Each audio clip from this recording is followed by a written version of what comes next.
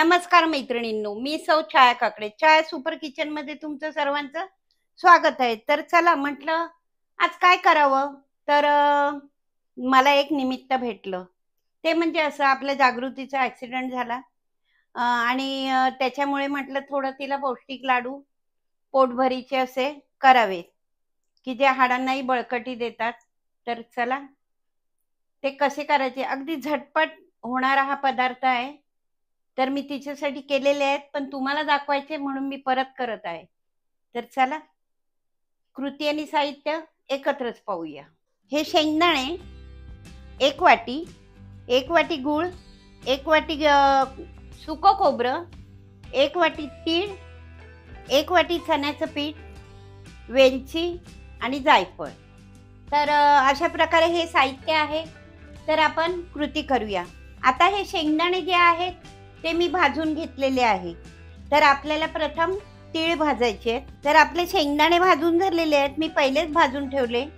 तर हे तीळ आपण आता भाजूया।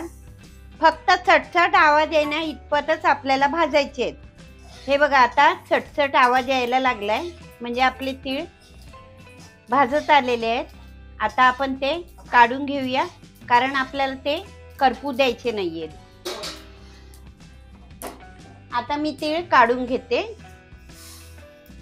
आणि थंड व्हायला ठेवलेत। तोपर्यंत मी हे सुकं खोबरं ते मी हलकसं भाजून घेते। हे बघा अशा प्रकारे हा लालसर आपण खोबरं भाजून घेतलेलं आहे। त्याला करपून नाही द्यायचं। आता मी काढते।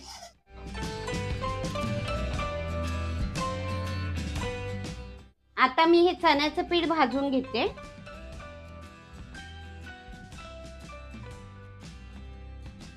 आपण बेसनच्या लाडूला जसं डाळ आधी प्रथम भाजून घेतो आणि नंतर मग आपण डाळ दळून घेतो, त्या प्रकारे केलं तरी चालेल।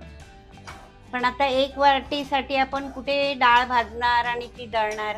त्याचप्रमाणे तुम्ही पीठ जर 1 किलो पीठ जर भाजून म्हणजे डाळ भाजून दळून ते डब्यात ठेवलं तरी महिना 2 महिने आरामात एकदम छान फ्रेश राहतं। 2 महिने कशाला, तुम्ही 6 महिने ठेवा, काही हरकत नाही, खराब होत नाही। हे बघा त्याचप्रमाणे माझं हे सुद्धा तसंच आहे पीठ, की मी आधी डाळ दळून 1 किलो ती भाजून ठेवलेली होती आणि दळून ठेवलेली होती। आता मी फक्त हलकं गरम केलंय। आता गॅस बंद करते। आता मी हे शेंगदाणे आहेत, हे थंड आहेत, हे मी मिक्सरला लावते।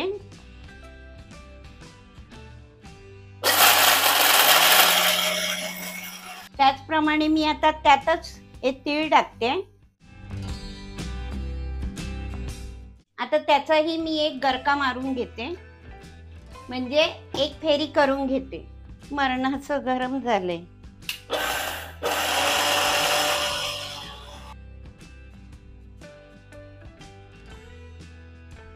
आता मी ह्याच्यामध्ये हे थंड झालेलं सुकं खोबरंही घालते।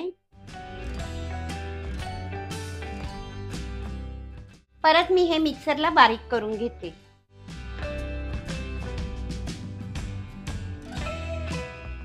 आता ह्यामध्ये चण्याचं पीठ आणि गूळ सर्व एकत्र करायचं आणि मग एकदा परत फिरवून घ्यायचं। आता हा गूळ पण आपण घालूया। गूळ तुम्ही चवीप्रमाणे टाका, तुम्हाला गोड हवं असेल तर तुम्ही आणखी टाकू शकता, नाहीतर एवढा गूळ बस होतो। ही वेलची पावडर मी यातच मुद्दाम टाकते, कारण सगळं एकजीव व्हावं म्हणून। त्याचप्रमाणे हे जायफळ। आता मी मिक्सर लावून घेते। तर हे बघा आपलं मिक्सर करून झालंय। आता मी मोठ्या भांड्यामध्ये ते काढते। नंतर त्याच्यामध्ये ना आपण थोडं थोडं तूप घालूया आणि सर्व एकजीव करून घेऊया। मी याच्यात थोडं थोडं करून तूप टाकते आणि महत्त्वाचं म्हणजे तुपाचं प्रमाण नाहीये।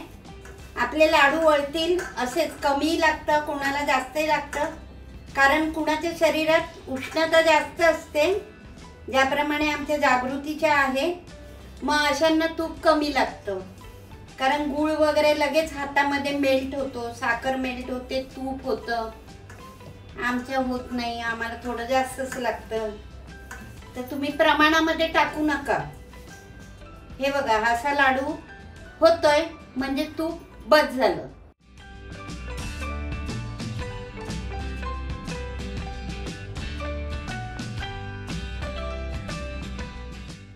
आता मला पटापट अगदी लाडू वळायचे आणि आपल्या जागृती बरोबर शाळेत पळायचंय परीला घ्यायला. आजचं सरप्राईज परीसाठी लाडू, पण आमची परी खात नाही.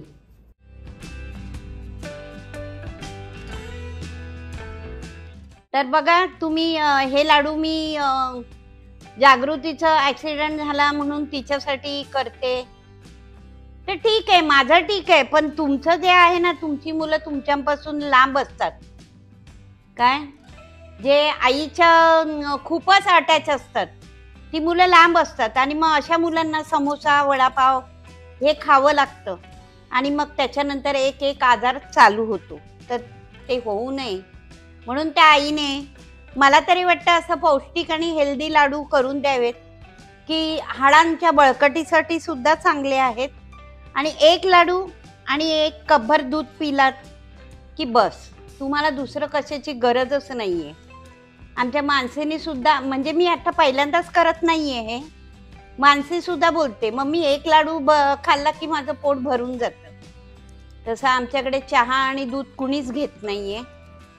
आणि आम्ही परीसाठी खूप प्रयत्न करतोय, तिने काय काय खावं म्हणून मी वेगवेगळे प्रकार करते, पण नाही. आत्ताशी ती, म्हणजे आईचा ऍक्सिडेंट झाल्यामुळे आमच्या दोघांमध्ये झोपायला लागली आहे, पण रात्रीची उठून ती परत तिच्या मम्माजवळ जाते आणि मग मला परत मम्माजवळ त्या जावं लागतं तिच्या, आणि थोडा वेळ तिथे पडून तिला उचलून परत आणावं लागतं. तर अशा प्रकारे आमची ही घरात आता सध्या सर्कस चालू आहे. तरी असो, सगळ्यांवर वेळ येते, तशी आमच्यावरही आलेली आहे. महत्त्वाचा मुद्दा म्हणजे काय, तर तुम्ही हे लाडू तुमच्या मुलांसाठी करा आणि त्यांना खाऊ घाला. वडापाव, समोसा खाऊ नका. आणि झटपट होणारे पौष्टिक लाडू आहेत. हा, तुम्हाला वाटत असेल की याच्यात एवढंच टाकायचं, टाका की मग. तुमची ऐपत असेल तर तुम्ही काजू टाका, बदाम टाका, पिस्ता टाका, अक्रोड टाका, अजून पौष्टिक होतील ते, अजून बेस्ट आहे. म्हणजे कसं, मोजून खाण्यापेक्षा ते आपोआप पोटात जातंय. तर हे बघा, आपले लाडू तयार आहेत. 18-19 लाडू झालेले आहेत आणि हे माझे पहिल्याचे 4 लाडू शिल्लक आहेत. तर अशा प्रकारे तुम्ही पण ही रेसिपी करून बघा, खूप छान लागते. आणि तुम्हाला रेसिपी आवडली असेल तर लाईक करा, शेअर करा, सबस्क्राईब करा. तर चला, अशाच आपण नवनवीन रेसिपी घेऊन परत भेटूया किंवा ब्लॉगमध्ये भेटूया, माहित नाही. तर चला, परत आपण भेटूया. तोपर्यंत